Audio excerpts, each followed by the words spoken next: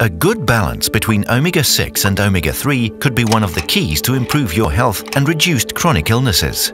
EQ's omega-3 test is a simple way to find out how much you have consumed of omega-6 and omega-3 in the last 4 months.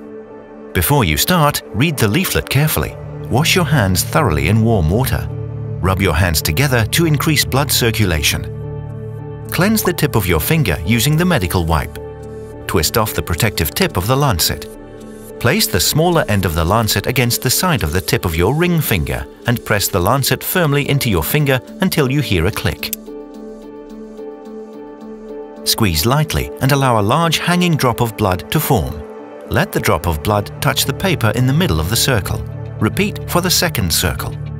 Remove the left part of the blood sample collection card and keep it. You will need your ID number on this part later to access your result. Leave the right-hand side of the card in a dark place for 2 to 4 hours.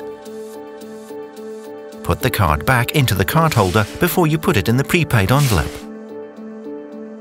Post it immediately or on the following day latest.